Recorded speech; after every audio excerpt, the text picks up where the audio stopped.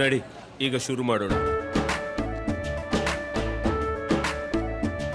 ಕೇಸರಿಯಿಂದ ಮನೋಲ್ಲಾಸ ಮನಸ್ಸು ಮತ್ತೇರಿ ಕುಣಿದಾಡಿದೆ ನೋಡು, ಮನಸ್ಸು ಮತ್ತೇರಿ ಕುಣಿದಾಡಿದೆ ನೋಡು. ಕ್ಷಣ ಕ್ಷಣವೂ ಆಚರಿಸಿ ಕೇಸರಿ ಹಬ್ಬ. ವಿಮಲ್, ಬಾಯಲ್ಲಿ ಹೇಳಿ ಕೇಸರಿ. ಹರೀಶ್ ಪೂಂಜಾ ಅವರ ಬಂಧನಕ್ಕೆ ಪೊಲೀಸರ ಆಗಮನ ನೇರವಾಗಿ ಅವರ ನಿವಾಸಕ್ಕೆ ಆಗಿತ್ತು. ಹಾಗಾಗಿ ಹರೀಶ್ ಪೂಂಜಾ ಬಂಧನವಾಗುತ್ತಾ ಅನ್ನೋದು ಪ್ರಶ್ನೆ. ಅನುಮತಿ ಇಲ್ಲದೆ ಪೊಲೀಸ್ ಠಾಣೆಗೆ ನುಗ್ಗಿ ಅಲ್ಲಿ ಪ್ರತಿಭಟನೆ ಮಾಡಿರೋದು, ಪೊಲೀಸರಿಗೆ ಆವಾಜ್ ಹಾಕಿರುವ ವಿಚಾರಕ್ಕೆ ಸಂಬಂಧಪಟ್ಟಂತೆ ಶಾಸಕರ ಬಂಧನಕ್ಕೆ ಮನೆಗೆ ಬಂದಿದ್ದಾರೆ ಪೊಲೀಸರು. ಬೆಳ್ತಂಗಡಿ ಪೊಲೀಸರು ಪೂಂಜಾ ಮನೆಗೆ ಎಂಟ್ರಿ ಕೊಟ್ಟಿದ್ದಾರೆ. ಹಾಗಾಗಿ ಅವರ ಬಂಧನ ಆಗುತ್ತಾ ಅನ್ನೋದು ಪ್ರಶ್ನೆ. ಸರ್ಕಲ್ ಇನ್ಸ್ಪೆಕ್ಟರ್ ಆಗಮನವಾಗಿದೆ. PSI ಚಂದ್ರಶೇಖರ್ ಮನೆಗೆ ಆಗಮಿಸಿದ್ದಾರೆ ಎನ್ನುವುದರ ಡೀಟೇಲ್ಸ್ ಸದ್ಯ ಸಿಗ್ತಾ ಇದೆ. ಅನುಮತಿ ಪಡೆಯದೆ ಪ್ರತಿಭಟನೆ ಮಾಡಿರುವ ವಿಚಾರ. ಬಿಜೆಪಿ ಮುಖಂಡ ಶಶಿರಾಜ್ ಬಂಧನ ಮಾಡಿದ್ರು ಪೊಲೀಸರು. ಇದೇ ವಿಚಾರವನ್ನ ಮುಂದಿಟ್ಕೊಂಡು ಪೊಲೀಸ್ ಠಾಣೆಗೆ ನುಗ್ಗಿ ಏರು ಧ್ವನಿಯಲ್ಲಿ ಮಾತನಾಡ್ತಾ ಪೊಲೀಸರಿಗೆ ಆವಾಜ್ ಹಾಕಿದ್ರು. ಪ್ರತಿಭಟನೆ ಯಾವ ರೀತಿ ಆಗಿತ್ತು ಅಂದ್ರೆ ಪೊಲೀಸ್ ಸ್ಟೇಷನ್ ಒಳಗಡೆ ಯಾವ ರೀತಿ ಅನುಮತಿ ಪಡೆದುಕೊಂಡಿದ್ರು, ಯಾವುದೇ ಅನುಮತಿ ಪಡೆಯದೆ ಈ ರೀತಿ ಪ್ರತಿಭಟನೆ ಮಾಡಿರುವ ವಿಚಾರಕ್ಕೆ ಸಂಬಂಧಪಟ್ಟಂತೆ ಶಾಸಕರ ವಿರುದ್ಧವೇ FIR ದಾಖಲಾಗಿದೆ. ಅದೇ FIRಗೆ ಸಂಬಂಧಪಟ್ಟಂತೆ ಅವರ ಬಂಧನಕ್ಕೆ ಪೊಲೀಸರ ಆಗಮನ, ಶಾಸಕ ಹರೀಶ್ ಪೂಂಜಾ ಅವರ ನಿವಾಸಕ್ಕೆ ಆಗಿರುವ ದೃಶ್ಯವನ್ನ ಕೂಡ ನಾವು ಗಮನಿಸ್ತಾ ಇದ್ದೀವಿ. ನೋಡಿ ಏನಿದು ಘಟನೆ, ಜೊತೆಗೆ FIR ನಲ್ಲಿ ದಾಖಲಾಗಿರುವ ಅಂಶಗಳು ಏನು. ಮೇ 18ರಂದು ಬೆಳ್ತಂಗಡಿ ಠಾಣೆಯಲ್ಲಿ ಗಲಾಟೆಯಾಗಿರುತ್ತೆ. ಬೆಳ್ತಂಗಡಿ ಠಾಣೆಗೆ ನುಗ್ಗಿ ಠಾಣಾಧಿಕಾರಿಗೆ ಬೆದರಿಕೆ ಹಾಕಿರ್ತಾರೆ ಹರೀಶ್ ಪೂಂಜಾ. ಈ ಅಂಶವನ್ನು ಕೂಡ FIR ನಲ್ಲಿ ಉಲ್ಲೇಖ ಮಾಡಲಾಗಿದೆ. ಪೊಲೀಸರ ಕರ್ತವ್ಯಕ್ಕೆ ಅಡ್ಡಿಪಡಿಸಿರುವ ಆರೋಪ ಕೂಡ ಇದೆ. ಆರೋಪಿ ಬಿಡುಗಡೆಗೆ ಪೊಲೀಸರ ಮೇಲೆ ಒತ್ತಡ ಹಾಕಿದ್ದಾರೆ ಶಾಸಕರು ಅನ್ನುವಂಥ ಅಂಶವನ್ನ ಕೂಡ FIR ನಲ್ಲಿ ಉಲ್ಲೇಖ ಮಾಡಲಾಗಿದೆ. IPC ಸೆಕ್ಷನ್ 353, 504 ಅಡಿಯಲ್ಲಿ ಪ್ರಕರಣ ದಾಖಲಾಗಿದೆ. ರೌಡಿ ಶೀಟರ್ ಶಶಿರಾಜ್ ಶೆಟ್ಟಿ ಬಂಧನ ವಿಚಾರಕ್ಕೆ ಸಂಬಂಧಪಟ್ಟಂತೆ ಶಾಸಕರ ನಡೆ. ಮೇ 20ರಂದು ಅನುಮತಿ ಪಡೆಯದೆ ಸ್ಟೇಷನ್ ಒಳಗಡೆ ಹೋಗಿ ಪ್ರೊಟೆಸ್ಟ್ಗೆ ಮುಂದಾಗ್ತಾರೆ. ಅರೆಸ್ಟ್ ಆಗಿರುವ ಕಾರ್ಯಕರ್ತರಿಗಾಗಿ ಬಂಧನಕ್ಕೂ ರೆಡಿ ಅಂತ ಶಾಸಕರು ರಿಯಾಕ್ಷನ್ ಕೊಡ್ತಾರೆ. ಪೊಲೀಸ್ ಕಾಲರ್ ಹಿಡಿಯೋದಕ್ಕೆ ಸಿದ್ಧ ಅಂತ ಹೇಳಿಕೆ ಕೊಟ್ಟಿದ್ರು. DJ ಹಳ್ಳಿ ಠಾಣೆಗೆ ಆದ ಗತಿ ಬೆಳ್ತಂಗಡಿ ಠಾಣೆಗೂ ಆಗುತ್ತೆ ಅನ್ನುವಂತ ಪ್ರಚೋದನಕಾರಿಯ ಹೇಳಿಕೆ.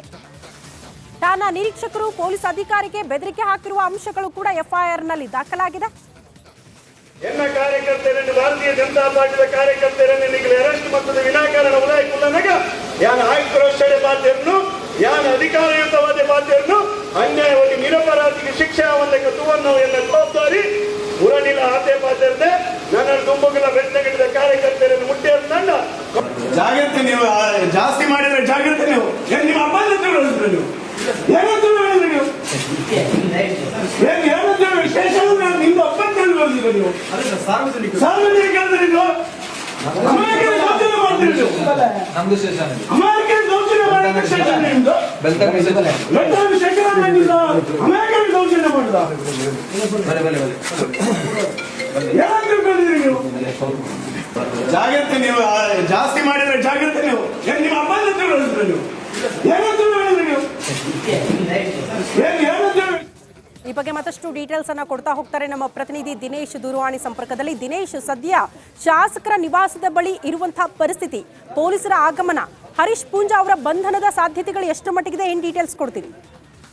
ಹೌದು ಶ್ರುತಿ, ಬೆಳ್ತಂಗಡಿ ಶಾಸಕ ಹರೀಶ್ ಪೂಂಜಾ ಅವರ ಮೇಲೆ ಎರಡು ಏನು FIR ದಾಖಲಾಗಿತ್ತು. ಈ ಹಿನ್ನೆಲೆ ಬೆಳ್ತಂಗಡಿ ಪೊಲೀಸರು ಹರೀಶ್ ಪೂಂಜಾ ಅವರ ಮನೆಗೆ ಭೇಟಿ ನೀಡಿರುವಂತದ್ದು ಮತ್ತು ಹರೀಶ್ ಪೂಂಜಾ ಅವರ ಮನೆಗೆ ಪೊಲೀಸರು ಭೇಟಿ ನೀಡಿದ ಹಿನ್ನೆಲೆಯಲ್ಲಿ ಸಾಕಷ್ಟು ಜನ ಹರೀಶ್ ಪೂಂಜಾ ಅಭಿಮಾನಿಗಳು ಮತ್ತು ಬಿಜೆಪಿ ಕಾರ್ಯಕರ್ತರು ಕೂಡ ಹರೀಶ್ ಪೂಂಜಾ ಅವರ ಮನೆಗೆ ಬಂದಿರುವಂತದ್ದು. ಸಾಕಷ್ಟು ಉದ್ವಿಗ್ನ ವಾತಾವರಣ ಕೂಡ ಹರೀಶ್ ಪೂಂಜಾ ಅವರ ಮನೆಯಲ್ಲಿ ಇರುವಂತದ್ದು. ಸದ್ಯ ಹರೀಶ್ ಪೂಂಜಾ ಅವರ ಮನೆಯ ಮುಂಭಾಗ ಏನು ಬಿಜೆಪಿ ಕಾರ್ಯಕರ್ತರು ಪ್ರತಿಭಟನೆಯನ್ನು ಕೂಡ ಮಾಡಿರುವಂತದ್ದು. ಅಂದ್ರೆ ಕಾಂಗ್ರೆಸ್ ಸರ್ಕಾರ ಬೇಕಂತಲೇ ಈ ರೀತಿಯಾದಂತಹ ಒಂದು ಇದನ್ನು ಕೃತ್ಯವನ್ನು ನಡೆಸ್ತಾ ಇದೆ. ಹೀಗಾಗಿ ಹರೀಶ್ ಪೂಂಜಾ ಅವರ ಮನೆಯ ಮುಂದೆ ಸಾಕಷ್ಟು ಮಂದಿ ಬಿಜೆಪಿ ಕಾರ್ಯಕರ್ತರು ಕೂಡ ಪ್ರತಿಭಟನೆಯನ್ನು ಕೂಡ ಮಾಡ್ತಾ ಇರುವಂತದ್ದು.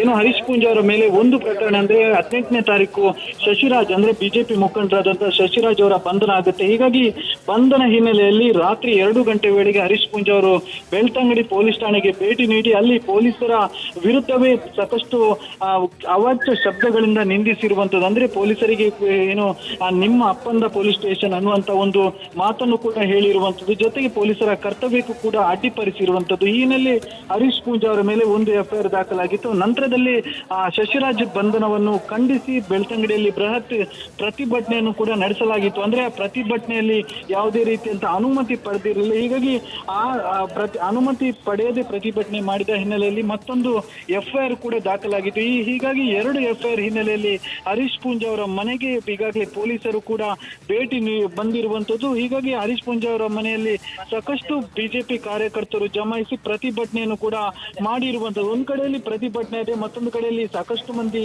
ಹರೀಶ್ ಪೂಂಜಾ ಅವರ ಬಗ್ಗೆ ವಿರುದ್ಧವಾಗಿ ಮತ್ತು ಬರೆದುಕೊಳ್ತಾ ಇರುವಂತ, ಅಂದ್ರೆ ಹರೀಶ್ ಪೂಂಜಾ ಅವರ ನಡೆಯನ್ನು ಕೂಡ ಖಂಡಿಸಿರುವಂತದ್ದು. ಅಂದ್ರೆ ಪೊಲೀಸರಿಗೆ ಈ ರೀತಿಯಾದಂತಹ ಅವಾಚ್ಯ ಶಬ್ದಗಳಿಂದ ನಿಂದಿಸಿರುವಂತದ್ದು ಸರಿಯಲ್ಲ. ಮತ್ತೊಂದು ಪ್ರತಿಭಟನೆಯಲ್ಲಿ ಸಾಕಷ್ಟು ಪ್ರಚೋದನಾಕಾರಿಯಾಗಿ ಮಾತಾಡಿದ್ರು. ಅಂದ್ರೆ ಪೊಲೀಸರ ಕೋಲಾರ ಪಟ್ಟಿ ಹಿಡಿಬೇಕು, ರೆಡಿ ಇದ್ದೇನೆ, ಜೊತೆಗೆ ಏನು ಪೊಲೀಸ್ ವರಿಷ್ಠಾಧಿಕಾರಿ ಅವರ ತಲೆಯಲ್ಲಿ ಕೂದಲಿಲ್ಲ, ಜೊತೆಗೆ ಕೂದಲಿಲ್ಲ ಮಾತ್ರವಲ್ಲ ಅವರ ತಲೆಯಲ್ಲಿ ಮೆದುಳು ಕೂಡ ಇಲ್ಲ, ಈ ರೀತಿಯಾದಂತಹ ಒಂದಷ್ಟು ಕೆಟ್ಟ ಶಬ್ದಗಳಿಂದ ನಿಂದಿಸಿರುವಂತದ್ದು. ಹೀಗಾಗಿ ಅವರ ವಿರುದ್ಧ ಕೂಡ ಸಾಕಷ್ಟು ಮಾತುಗಳು ಕೂಡ ಕೇಳಿ ಬರ್ತಿರುವಂತ ಶ್ರುತಿ.